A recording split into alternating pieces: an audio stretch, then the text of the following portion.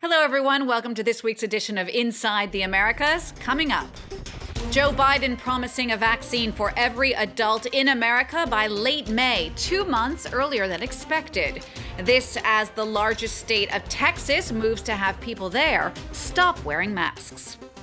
Then Donald Trump back in action. The former president made his first big appearance since leaving the White House at the annual Republican gathering, CPAC. Brian Quinn will be on set with the details. And all those Zoom calls during the pandemic have been a boon for plastic surgeons, a 50% boost for some doctors last year. I'm Jeannie Godula.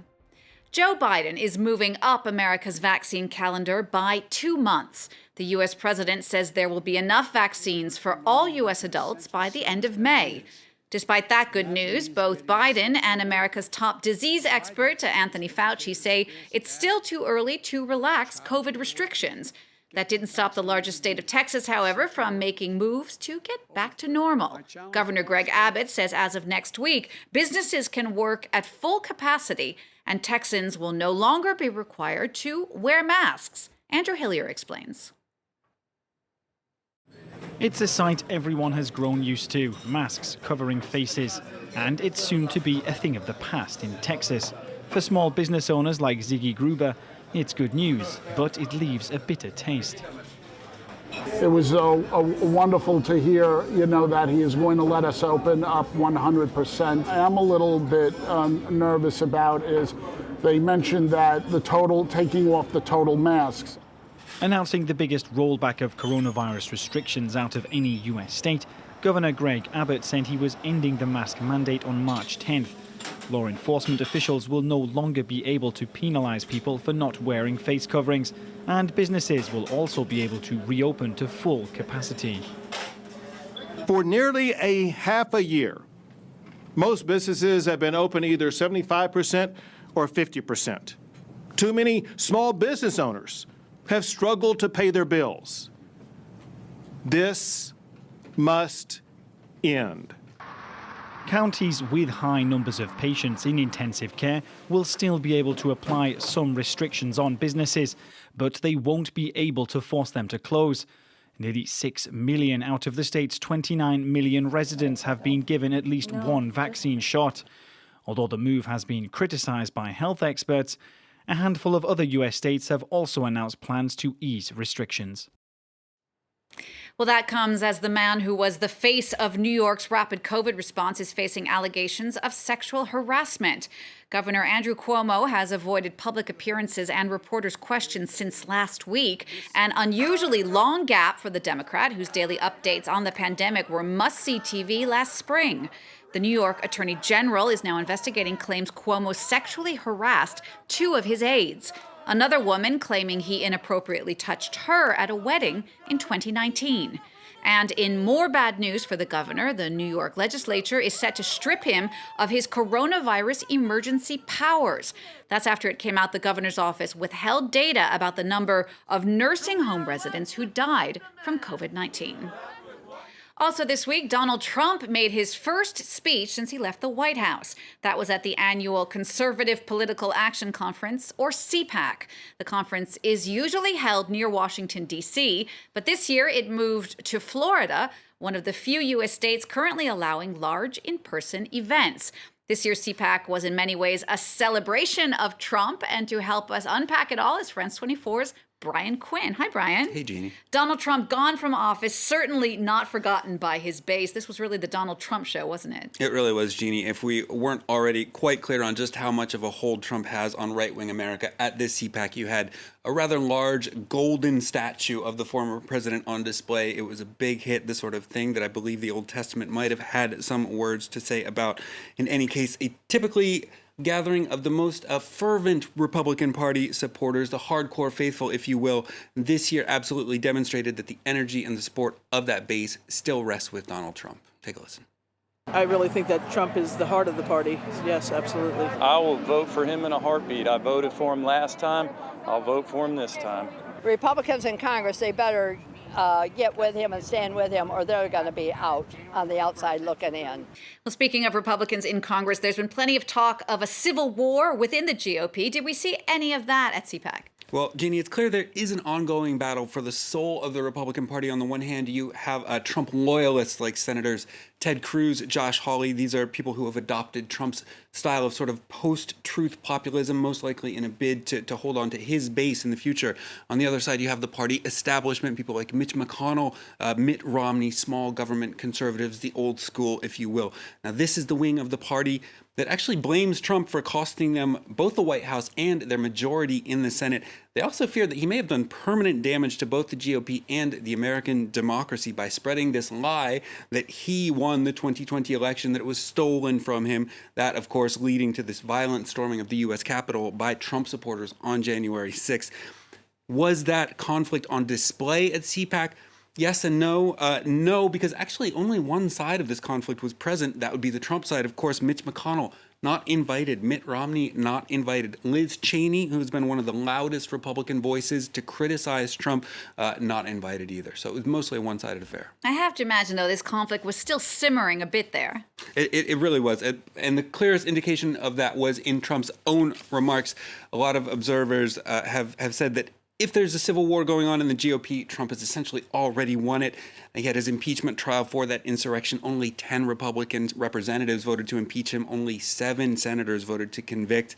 For Trump, though, it's really clear the fighting is not over. His speech, while it did make overtures to party unity, it made clear also that what he is seeking to do is unify the GOP on his terms. In his speech, he not only repeated that lie that he was the real winner of 2020, he essentially called for a purge of the Republican Party of those who have stood against him, especially Liz Cheney, if you listen here.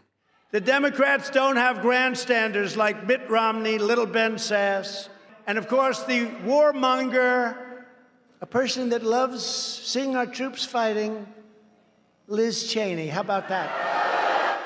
Well, perhaps the biggest question of that conference was, is Donald Trump planning on running for president again? Well, he hinted at it, didn't say specifically. However, for all the love that he got there, its annual straw poll at CPAC showed only about 2/3 of the attendees think he should run again. Wider Republican polls show that less than half of the party wants him to stay its leader. However, 3/4 want him to continue to have a role in politics. That could set him up for a sort of kingmaker. For that, we don't have to wait until the next presidential election in 2024. The midterms, the congressional midterms, coming up in 2022. And if Trump loyalists manage to unseat establishment Republicans, you'll have a pretty clear indication of the future of the party. Brian Quinn, thank you so much. Well, since he first took Trump's place in January, Joe Biden has made a point of undoing some of his predecessor's most controversial policies. This week, Biden made moves to start reuniting separated migrant families, promising to accelerate the process for asylum seekers stuck on the border with Mexico. Catherine Kadir-Clifford and David Gilbert report. Waiting for a health checkup so they can head to the border checkpoint and finally set foot on U.S. soil. When I arrive, I will quickly legalize my situation and start working.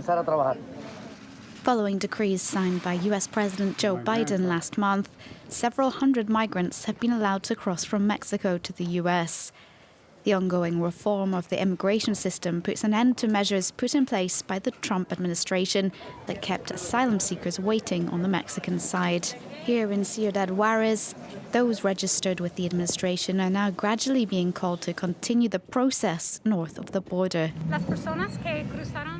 The people that crossed today were very happy.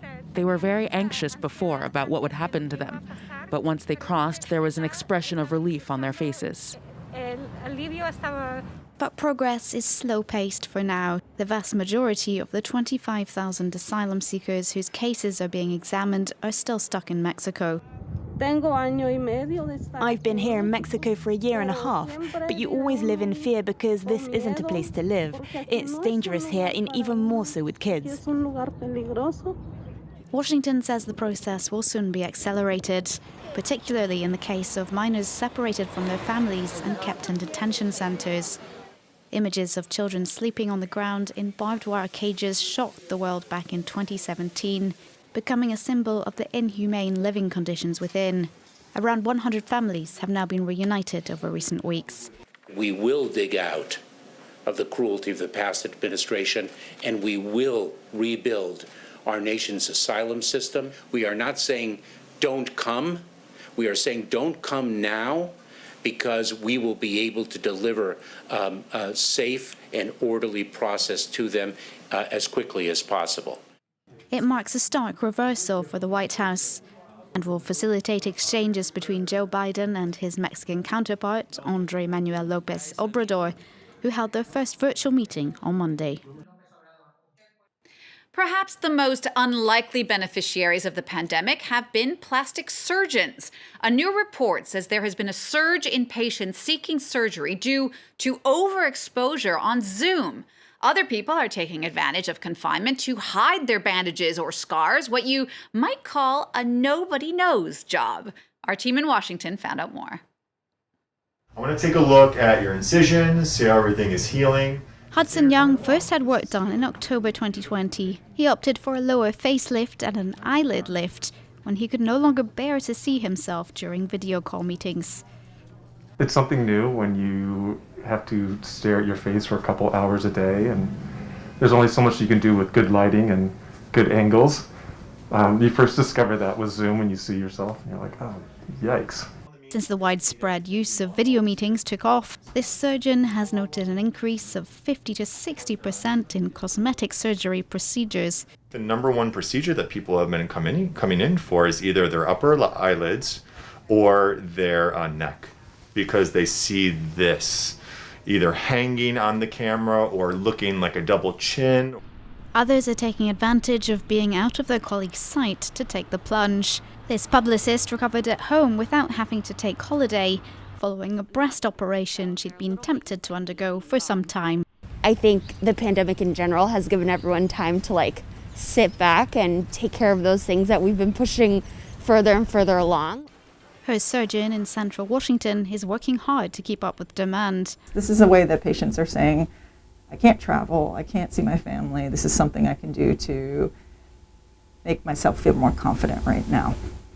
She's seen the number of customers on her books almost double since the beginning of the pandemic. Working from home, then, hasn't put an end to the cult of appearance just yet. That wraps it up for this Inside the Americas. Thanks for watching. We'll see you next time for all the news from north to south.